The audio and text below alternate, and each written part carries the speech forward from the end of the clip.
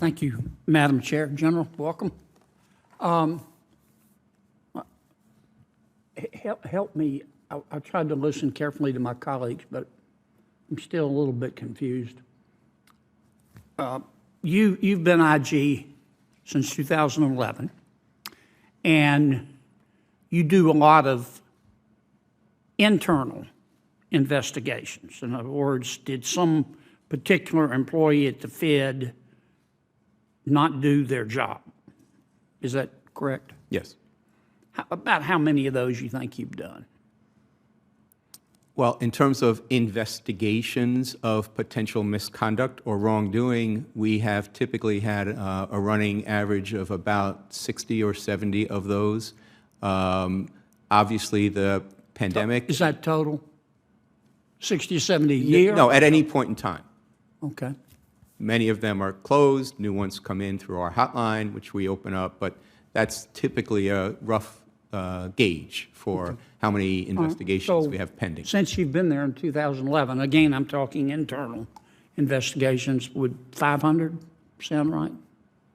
I'd have to look into it. I don't want to give you a number. No, I'm not going to hold you to it. Wasn't many.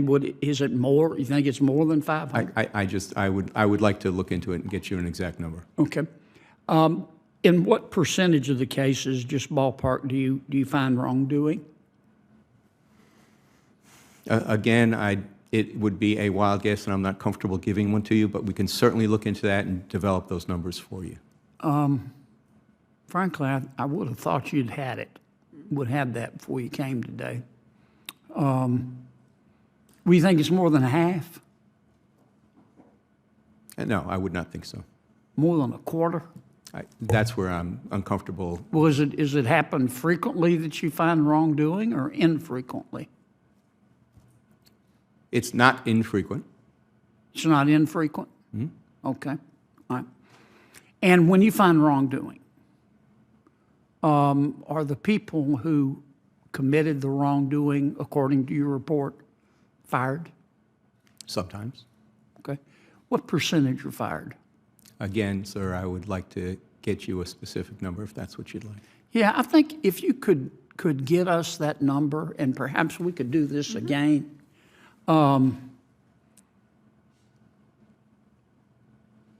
Because I think people have the right to know that. I don't want to pick on the Federal Reserve. I just want to treat them like everybody else. And my sense is, and I think your numbers can prove or disprove this, but my sense is that it is easier to divorce your spouse than get fired at the Federal Reserve. And if that's the case, we're entitled to know that. It's a lot of money over there. And that's not a criticism of anybody. And tell me again about your salary. It's the average of what?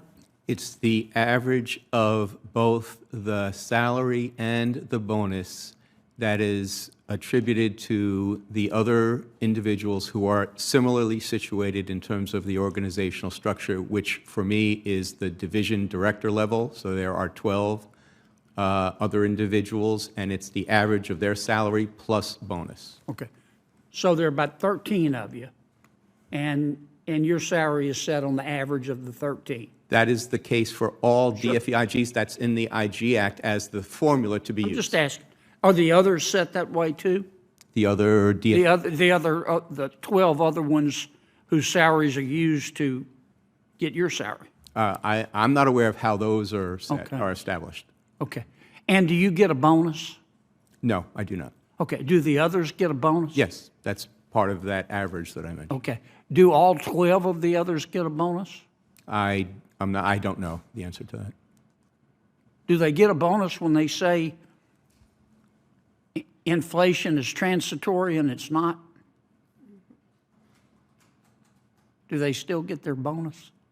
I don't have the answer to that. Okay. How do we get that information?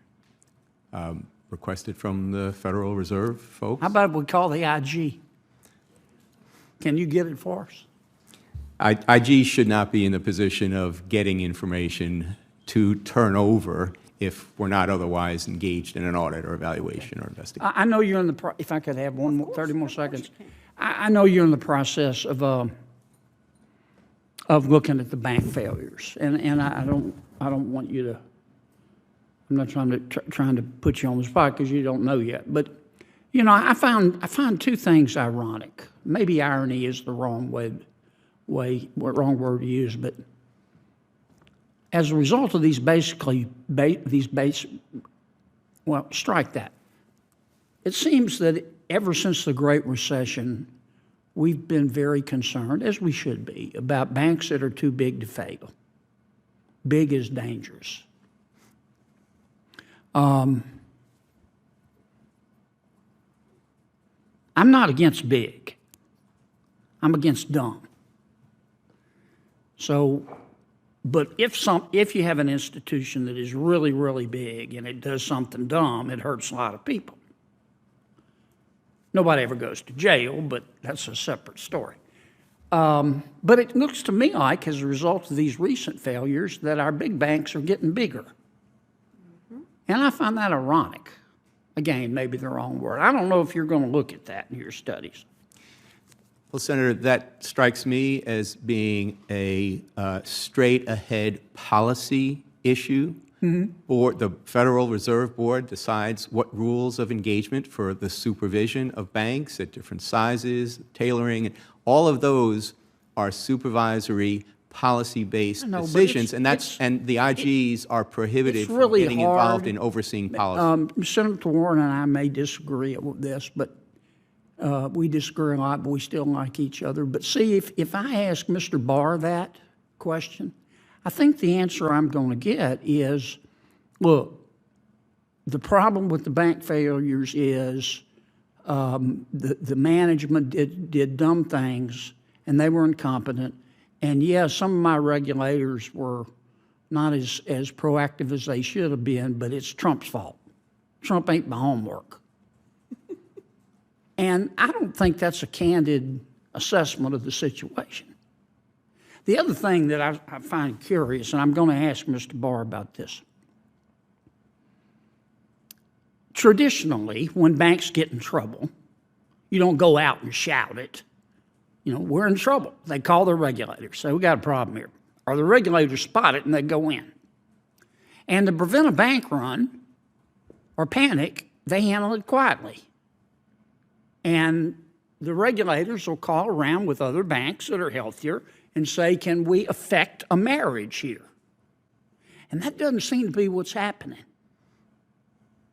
And as a result, the healthy banks that would normally come in and help for a price, a fair price, and help the failed bank, the healthy banks, they're pretty smart. They're waiting. They're going, no, we don't want to come in too early. Let's let them go under. And then we'll come in and we'll get a great deal, and the taxpayers will have to guarantee all our potential losses.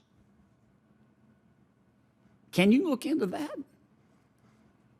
Because if I ask Mr. Barr, God bless him, he's just going to say, it's the fault of the bank presidents and Trump ate my homework. So I'm looking for somebody who can help us answer those. To the extent that you're asking, Senator, about the process of once a bank fails, what does the Fed, what does the FDIC do in terms of trying to get another bank to come in and take over or buy its operations?